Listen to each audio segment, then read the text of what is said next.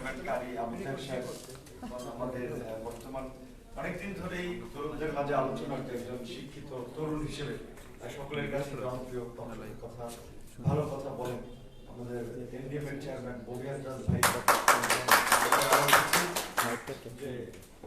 জাতীয়তাবাদী যুব দলের এক সময়ের প্রেসিডেন্ট ছিল, এখন দলের নেতা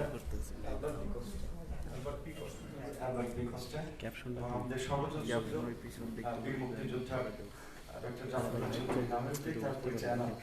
আর আজকে যার আহ্বানে আপনারা উপস্থিত হয়েছি বাংলাদেশ লেবার পার্টির চেয়ারম্যান ডাক্তার মোস্তাফিজুর রহমান ইরান, ওনাকে আমি ধন্যবাদ জানাই যে তিনি বিভিন্ন প্রোগ্রামেই হচ্ছে তাদের একটা দলীয় প্রোগ্রাম হলে অন্যান্য সংগঠনগুলোকে রাখার চেষ্টা করেন এবং বিভিন্ন সংগঠনের কিছু কিছু ইস্যুতে একটা কমন বক্তব্য তুলে আনার চেষ্টা করেন। এটা একটা তার জন্য অবশ্যই সে বিশেষ ধন্যবাদ একটা পাওয়ার যোগ্য, যেহেতু স্বাস্থ্যবিধির কারণে অনেক জায়গায় অডিটোরিয়াম পাওয়া যায় না। সরকারের বিধিনিষেধ প্রোগ্রামটা প্রেস ক্লাবে বড় করে করতে চেয়েছিল, এই নাম শুনেই হচ্ছে প্রেস ক্লাবে দেওয়া হয়নি, সীমান্ত মানে আছে আগ্রাসন বিরোধী কনভেনশন বোধহয় দেওয়া হয়নি। আমি এগুলো জানি, আমার এক্সপিরিয়েন্স আছে, বিভিন্ন জায়গায় অডিটোরিয়াম দিতে গেলে নানান ধরনের তাল বাহানা, তো তারপরে ছোট জায়গায় আয়োজন করেছে।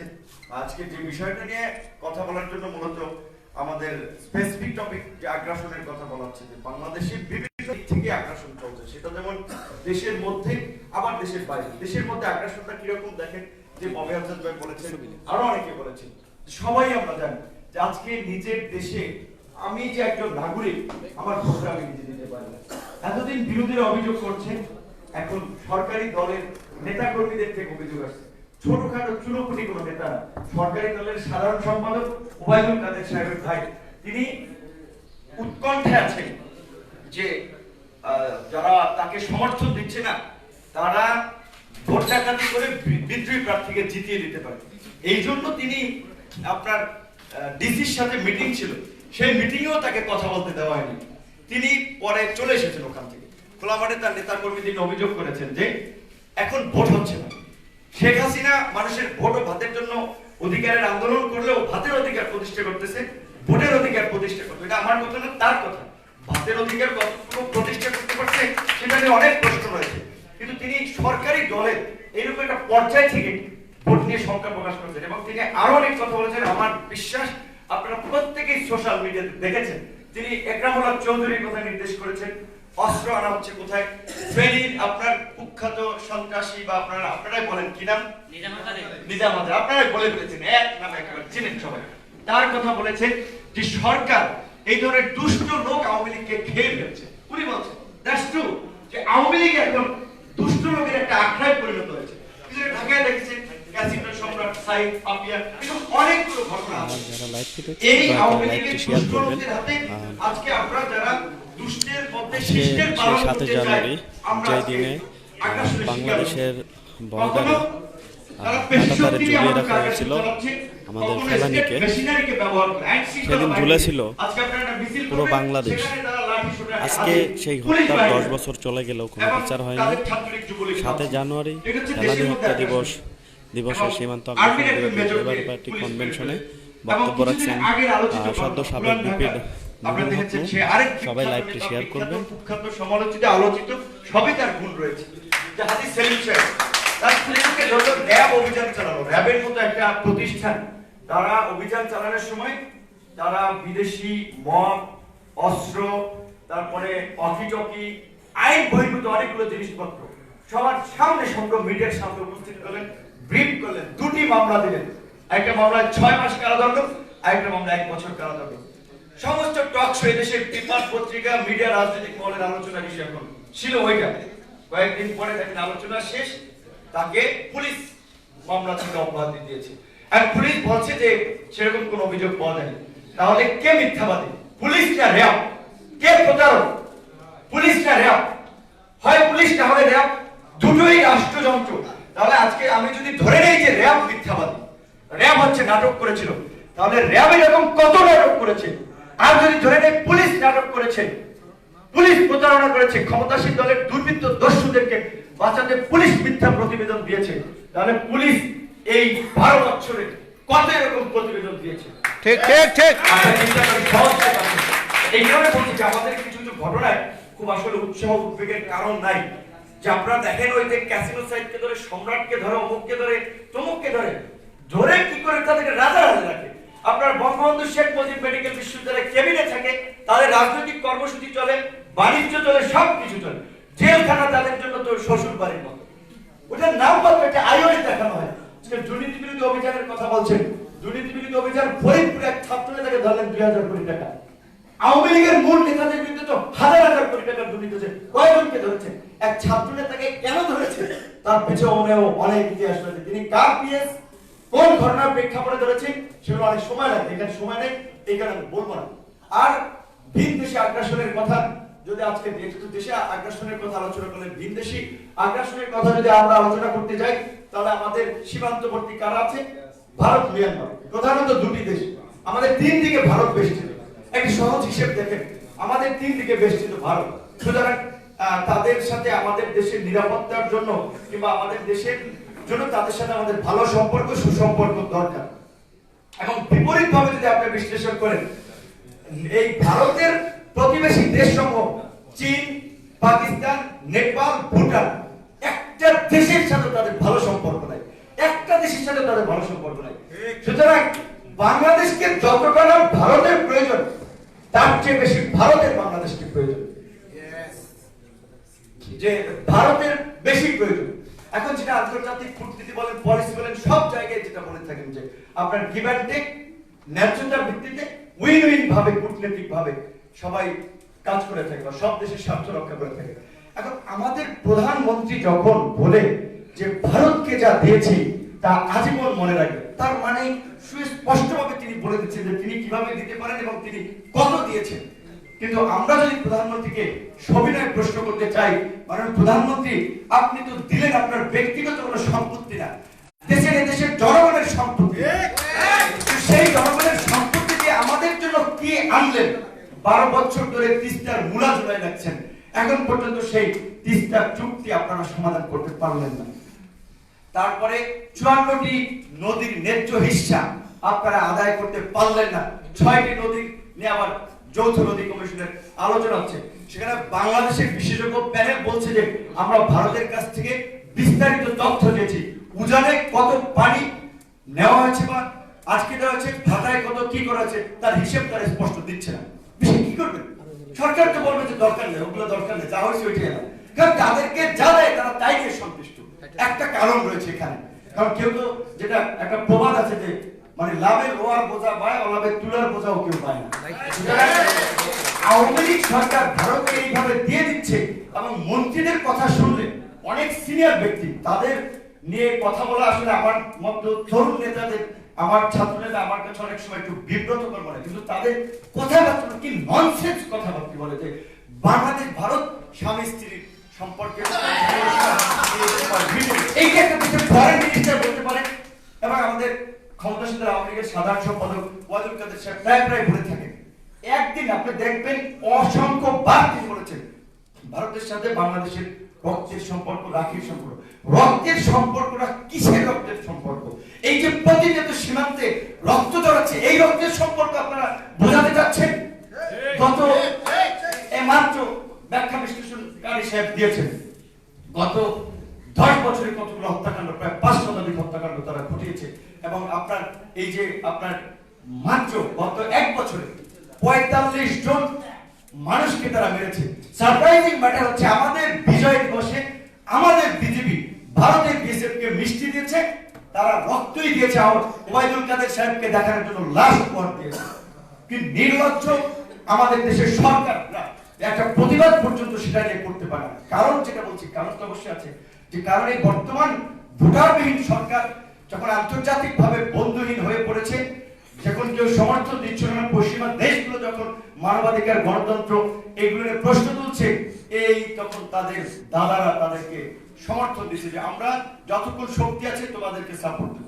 এই কারণে সেই ভোটারবিহীন বিরোধী দলবিহীন নির্বাচন, বাংলাদেশ দেশকে জঘন্য নির্বাচন, সেই 2014 সালের 5ই জানুয়ারি নির্বাচনে যেখানে 154টি আসলে বিনা প্রতিদ্বন্দ্বিতায় এমপি নির্বাচিত হয়েছে, সেই নির্বাচনের পরে ভারতের প্রধানমন্ত্রী এই উগ্র হিন্দুত্ববাদের আরেক দোষর এই মোদী সাহেব এখানে এসেছিলেন, আপনাদের নিশ্চয়ই মনে আছে।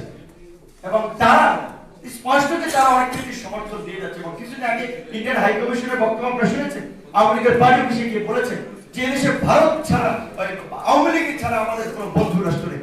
ইত্তেফাক পত্রিকার মতো প্রথম সারির পত্রিকা লিড নিউজ করেছিল, আবার দাম সারা দেখেন যে আবার সেই লিড নিউজ আবার ক্যাপশন চেঞ্জ করে দিয়েছে। এগুলো একটা কূটনীতিক তো বলতে পারে একটা রাষ্ট্র। তো এর মধ্যে তারা বুঝিয়ে যাচ্ছেন যে তারা কিভাবে আওয়ামী লীগের সাথে তাদের সম্পর্ক। কিন্তু আশার ব্যাপার হচ্ছে আমার অনেক আমি জানি আমার সাথে পরিচয় নেই, ফেসবুকে আমাদের লাইভ টেপ দেখে অনেক কলকাতার বন্ধুরা, পশ্চিমবঙ্গের আপনার জওহরলাল নেহরু ইউনিভার্সিটির ছাত্ররা কিংবা আপনার জামিয়া মিলিয়ার ছাত্ররা অনেকে আমাদের সাথে যোগাযোগ করছেন যে উই অ্যাপ্রিশিয়েট যে তোমরা যা করছো ছাত্ররা নিরাপদ সড়কের প্রশাসন, তোমরা যেভাবে ইয়ংরা ফাইট করছো, আমরাও এখানে হিন্দুত্ববাদের বিরুদ্ধে আমরা ফাইট করতেছি। যে ওদের এনআরসিসি এর বিরুদ্ধে যেটা আমরা গতবার এখানে একটা সংহতি সমাবেশ করেছিলাম, তখন আমাদের এখানেও হামলা হয়েছিল সেই এনআরসিসি এর প্রতিবাদ করার জন্য, সেই তথাকথিত বৈফর সংগঠন মুক্তিযুদ্ধ মঞ্চের ও সরকারি দলের প্যাট্রোনাইজে একটি সংগঠন। তো তারা আমাদেরকে বলছে যে তোমরা তোমাদের কথাবার্তা এমন হবে যে আমার দেশের মানুষকে যেন হার্ট না করে। আমি তাদেরকে ধন্যবাদ জানাই এবং তাদের এই মানে পরামর্শটা আমি মেনে চলছি, কারণ আমি মনে করি বাংলাদেশের মানুষের সাথে ভারতের মানুষের কোনো বিরোধ নেই, মানে একটা হৃদ্যতার সম্পর্ক। আমরা তাজমহল দেখতে যাই বা পশ্চিমবঙ্গে যাই বা এই বাংলা ভাষাভাষী মানুষের সাথে একটা আত্মিক সম্পর্ক, একটা প্রাকৃতিক সম্পর্ক বলতে পারে।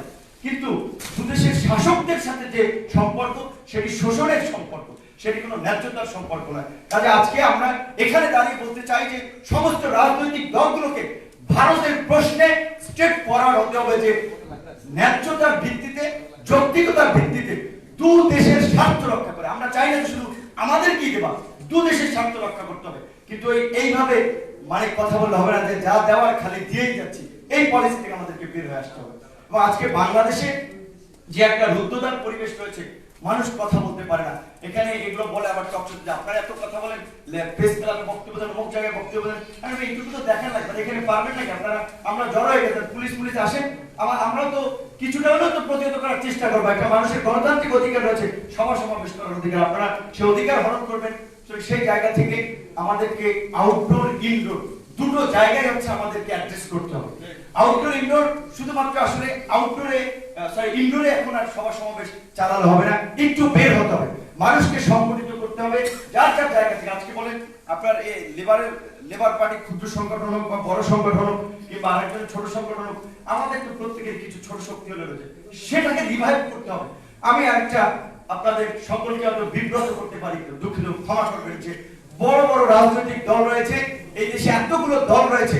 আপনারা বলছেন 30শে ডিসেম্বরের নির্বাচন ভোট ডাকাতির নির্বাচন, আপনারা বলছেন এই নির্বাচন ভোটাধিকার হরণ নির্বাচন, জনগণ ভোট দিতে পারে। আপনারা কেন সেদিন রাজপথে নামেননি? আমার সীমিত সামর্থ্য নিয়ে আমরা প্রোগ্রাম করেছি, ছোট পরিসরে হলো। আপনারা বড় বড় দল যারা অলি গলি থেকে মিছিল করতে পারে, তারা কেন শুধুমাত্র প্রেস ক্লাবে পড়ে থাকবে? কেন মিছিল বের করে, কেন বিক্ষোভ মিছিল করেন? সেই প্রশ্ন আপনাদের করতে হবে। রাজনীতি করতে অবশ্যই আমরা জানি, স্বাভাবিকভাবেই আমরা আপনাদের প্রতি সমবেদনা প্রকাশ করছি যে বাংলাদেশে যারা বিরোধী দলে বা বিরোধী সংগঠন থেকে রাজনীতি করছেন, সংগঠন করছেন, এই 12 বছরে তাদের উপরে যে অত্যাচার, নির্যাতন, নিপীড়ন চলছে সেটা পাকিস্তানি আমলেও চলে নাই, এটা কিন্তু রাজনীতি তো আপনার মানুষের অধিকার আদায়ের আন্দোলন সংগ্রামে সবসময় রক্ত দিতে হয়েছে, ত্যাগ স্বীকার করতে হয়েছে। সেটা তো মসৃণ পথে মানুষের অধিকার আদায় হয়নি। আজকে আপনারা ভোটের অধিকার আদায় করতে চান, গণতন্ত্র প্রতিষ্ঠা করতে চান, মুক্তিযুদ্ধের চেতনার অসমাপ্ত বাংলাদেশে বাস্তবায়ন করার জন্য সাম্য, মানবিক মর্যাদা, সামাজিক সুবিধা নিশ্চিত করতে চান, আপনাদেরকে অবশ্যই ত্যাগ স্বীকার করতে হবে। আপনারা 12 বছর তো করেছেন, সুতরাং আর অল্প সময় করতে হবে। ক্লান্ত হলে চলবে না, আপনাদেরকে নতুন করে এনার্জি নিয়ে নামতে হবে। এবং আমার দৃঢ়ভাবে বিশ্বাস বর্তমান সরকার আন্তর্জাতিকভাবে বলেন, দেশীয়ভাবে বলেন, নানান দিক থেকে চাপে পড়ছে, তাদের পায়ের নিচ থেকে মাটি সরে যাচ্ছে, কিন্তু তাদের সরে যাওয়া মাটি তারা আবার টেনে নিয়ে শক্তিশালী হবে যদি মাটি সরে যাওয়ার সময় আমরা ধাক্কা না দিতে পারি। প্রকাশ্যে বলছি যে আমরা এই সরকারের পতন চাই, এই ফ্যাসিবাদের পতনের জন্য যা করা দরকার আমরা তাই করবো। সুতরাং এটা কোনো ষড়যন্ত্র অনেকে করছে, তথাকথিত আমি সুশীল এবং সুবিধাবাদী বলছে সরকারের বিরুদ্ধে ষড়যন্ত্র হচ্ছে, সরকার হটানোর নীল নকশা। তার আবার নীল নকশা কেন? এটা তো সাদা নকশা, স্পষ্ট যে এই অবৈধ ভোটারবিহীন সরকারকে হঠাতে সারা বাংলাদেশের মানুষকে সংগঠিত করে যার যার জায়গা থেকে, যার যার দল থেকে ঐক্যবদ্ধ আজকে ববি হাজার ভাই ধরেন গুলশান থেকে নামলো, আমরা প্রেস ক্লাব থেকে নামলাম, বিএনপি মতিঝিল থেকে নামবে, অন্যান্য দল উত্তরা থেকে নামবে, সমগ্র জায়গা থেকে যদি নামি, আজকে যে গুন্ডা বাহিনী বলছে ছাত্রলীগ, যুবলীগ, অমুক লীগ, তমুক লীগ, কথা এখনই শুনে না, টোন চেঞ্জ হয়ে গেছে। জগন্নাথ বিশ্ববিদ্যালয় ভিসি মিজান স্যারের আমি ধন্যবাদ জানাই, শিক্ষক, উনিও বলেছেন যে এই 2018 সালে এবং বর্তমান যে গণতন্ত্র, ত্রুটিপূর্ণ গণতন্ত্র, ওই যে এক ভিতরে ত্রুটিকে খেয়ে মানুষ সত্য কথা বলা শুরু করছে, তো দীর্ঘমেয়াদে হলেও তারা এখন সত্য কথা বলা শুরু করছে। কাজে এটা কিন্তু শুভ লক্ষণ যে তাদের মধ্যে একটা শুভ চিন্তা, শুভ বুদ্ধির উদয় হয়েছে যে এইভাবে একটা দেশ চলতে পারে না, এভাবে একটা সমাজ চলতে পারে, একটা রাষ্ট্র চলতে পারে না। তারা কথা বলা শুরু করছে, কিন্তু আপনারা যদি সেই সুযোগ না নিতে পারেন তাহলে কাজ হবে না, শুধুমাত্র বক্তব্য দিয়ে কাজ হবে না। সেজন্য আমি অনুরোধ জানাবো সমস্ত রাজনৈতিক দলকে এক জায়গায় আসার দরকার নাই, কমন ইস্যুতে যুগপৎভাবে আন্দোলন করেন যার যার জায়গা থেকে। আপনি গণতন্ত্র চান, আমিও গণতন্ত্র চাই, আপনি চান দেশে একটা সুষ্ঠু নিরপেক্ষ নির্বাচন হোক, আমিও চাই। আর সেই নির্বাচন যদি থাকে তাহলে ববি হাসান ভাইয়ের দল ছোট হোক, তারা কাজ করে এক সময় ক্ষমতা যেতে পারবে, আমিও হয়তো কাজ করতে গেলে এক সময় আমি যদি মানুষের আস্থা অর্জন করতে পারি একটা ভালো জায়গায় যেতে পারবো। ঠিক প্রত্যেকের জন্য সুযোগ তৈরি হবে যদি সিস্টেম থাকে, কিন্তু আজকে কিন্তু সেই সিস্টেম কলাপস হয়ে যাচ্ছে। সেই সিস্টেমকে রক্ষা করার জন্য আমাদেরকে কম্প্রোমাইজ করা যাবে না। এবং আজকের এই সমাবেশে ইরান ভাইকে আবার ধন্যবাদ জানাই, অনেক সংগঠনকে ঐক্যবদ্ধ করেছে। এবং সরকারকে বলবো আপনারা অতি দ্রুত এই স্বাধীনতার সুবর্ণ জয়ন্তী স্বৈরাচারী সরকারের অধীনে বাংলাদেশের জনগণ পালন করতে দেবে না, প্রয়োজনে জীবন দেব, তবে স্বৈর শাসনের অধীনে মুক্তিযুদ্ধকে অপমান করে, স্বাধীনতার চেতনাকে অসম্মান করে কোন স্বৈর শাসকের অধীনে মুক্তিযুদ্ধের সুবর্ণ জয়ন্তী পালন হবে না। যদি আপনারা স্বেচ্ছায় আপনারা সসম্মানে ক্ষমতা থেকে বিদায় নিতে চান, আপনাদের অতি দ্রুত একটা নির্বাচন দিতে হবে এবং সেটা রাজনৈতিক দল, সংগঠন, সুশীল সমাজের প্রতিনিধি সকলকে নিয়ে একটা নির্বাচনকালীন নিরপেক্ষ সরকার যেটি সকলের কাছে গ্রহণযোগ্য, সেই নির্বাচনকালীন নিরপেক্ষ সরকার গঠন করতে হবে।